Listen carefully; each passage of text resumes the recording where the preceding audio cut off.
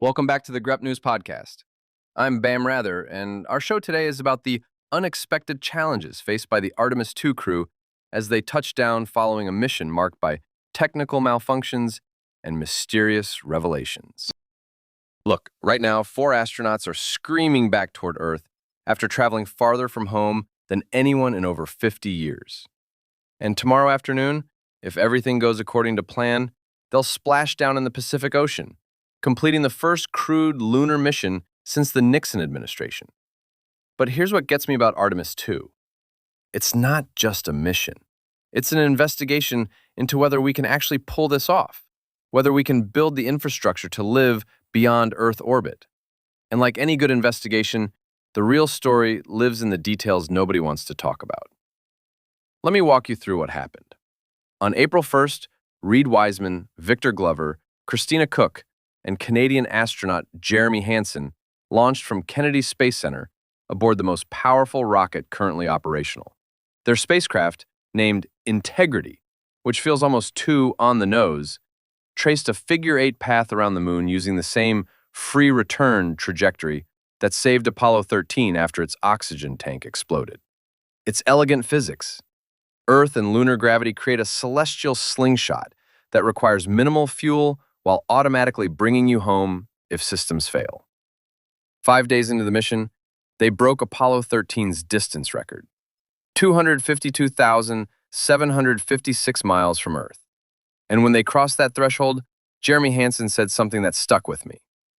We choose this moment to challenge this generation and the next to make sure this record is not long-lived. That's the frame.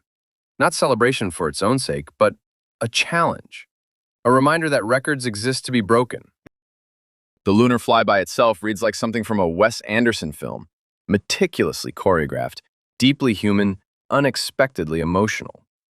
At closest approach, they passed just over 4,000 miles above the moon's surface, traveling at more than 3,000 miles per hour. For 40 minutes, they disappeared behind the far side, completely out of contact with Earth. Radio blackout. Just 4 people, alone with the moon.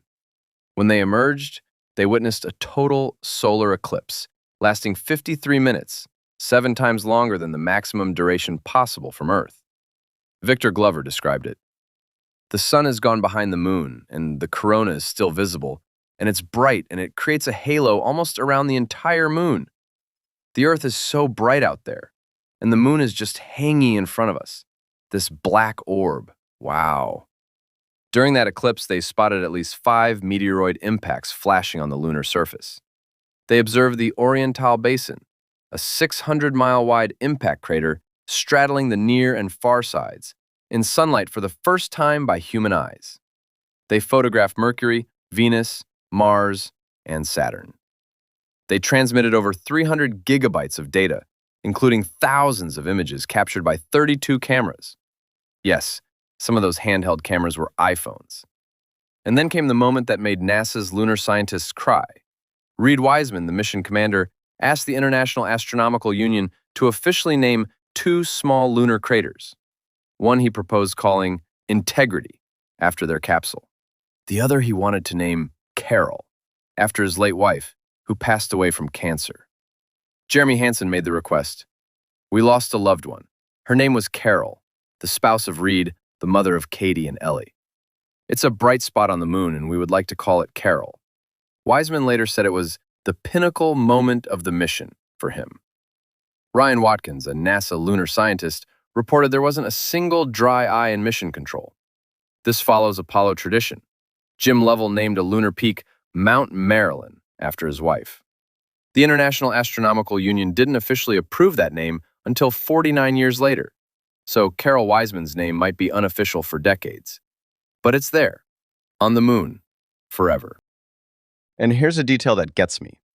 Before Artemis II launched, Jim Lovell, the commander of both Apollo 8 and Apollo 13, recorded a message for the crew. "Welcome to my old neighborhood," he said. "It's a historic day, and I know how busy you'll be, but don't forget to enjoy the view." Lovell passed away last August at 97. That recording was made 2 months before his death. He knew he wouldn't live to see this mission, but he made sure his voice would be there when they arrived. Now, here's where it gets interesting, where the official narrative starts showing cracks. The mission's toilet has been malfunctioning, intermittently non-functional, forcing the crew to rely on backup bag and funnel systems. NASA Administrator Jared Isaacman publicly acknowledged, "We definitely have to fix some of the plumbing before Artemis III." Officials characterize this as relatively minor, but think about what it means. You're asking astronauts to spend 10 days in a capsule smaller than an RV with a broken toilet on a mission to the moon. That's not a minor inconvenience. That's a quality of life issue that affects crew health, morale, and operational effectiveness. And nobody's explaining what specifically failed or why it hasn't been fixed mid-mission. Then there's this. NASA elected to cancel 2 planned demonstrations on Flight Day 8. One was a radiation shielding deployment test, critical technology for long-duration deep space missions, where radiation exposure poses significant health risks. The other was a manual piloting demonstration, crucial for contingency operations if automated systems fail. The official explanation? They needed to prioritize cabin preparation for re-entry. But that raises questions. Did earlier tests provide sufficient data? Were there concerns about the demonstration's complexity? Or is something else going on? And here's a detail that nobody's talking about. In multiple official NASA documents, the agency refers to Department of War personnel assisting with recovery operations. Not Department of Defense, Department of War. That agency was abolished and reorganized as the Department of Defense almost 80 years ago. So why is NASA using terminology that hasn't been correct since Truman was president? Is it a typographical error that somehow made it through multiple official documents? Is it intentional terminology indicating specialized military involvement? Nobody's explaining this discrepancy, and nobody in the press is asking about it. Notice what's missing from every single report. Any critical examination of whether this mission represents the best use of space exploration resources. The coverage is overwhelmingly positive, inspirational, historic, groundbreaking, which it is. But there's no discussion of the billions spent, the delays, the alternative approaches that might achieve similar goals more safely or economically. I'm not saying Artemis II isn't worth doing. I'm saying the lack of critical examination is itself worth examining. Because here's what this mission really proves. We can send humans back to the moon. The life support systems work, the spacecraft performs, the crew can observe, document, and transmit unprecedented scientific data. Tomorrow's splashdown, if successful, validates the entire architecture. Artemis III next year will test orbital rendezvous and docking. Artemis IV aims to land 2 astronauts near the lunar South Pole, where permanently shadowed craters may harbor water ice, the key to sustaining long-term habitation and producing rocket fuel. Every system tested on this mission, radiation exposure management, crew psychology and isolation, communication at extreme distances, precision reentry, directly applies to Mars. Christina Cook said something during the flyby that captures what this is really about. It truly emphasized how alike we are, how the same thing keeps every single person on planet Earth alive. The specialness and preciousness of that really is emphasized. When viewing home from the moon, that's the frame. Not conquest, not flags and footprints, but perspective, seeing Earth as a fragile system that keeps us alive, understanding our shared fate. Victor Glover put it this way: this is an opportunity for us to remember where we are, who we are, and that we are the same thing, and that we've got to get through this together. Tomorrow at 5:07 Pacific Time, Integrity will hit Earth's atmosphere at thousands of miles per hour. The heat shield will experience temperatures exceeding 5,000 degrees Fahrenheit. If everything works, parachutes will deploy, and the capsule will splash down roughly 200 to 300 miles southwest of San Diego. The USS John P. Murtha will be waiting.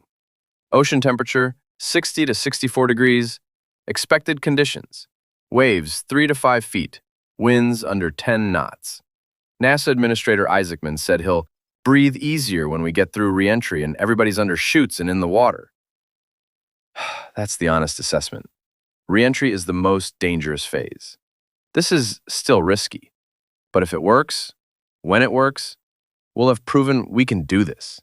Not just visit the moon, but build the infrastructure to stay, to establish a permanent human presence beyond Earth orbit, to prepare for Mars. And maybe, just maybe, there will be a small crater on the moon officially named Carroll, a bright spot, a memorial to a neonatal nurse from Texas who never went to space, but whose name will be there forever because her husband traveled farther from Earth than any human in half a century and wanted to make sure she came with him. That's the story. Not just the technology or the distance or the records, but what we choose to carry with us when we leave home, and what we choose to leave behind when we return. Tomorrow we'll find out if they make it back. Thank you for listening to GREP News. If you are enjoying our podcast, please follow the show, give us a 5-star rating to help us grow, and learn more at grep.news. Until next time.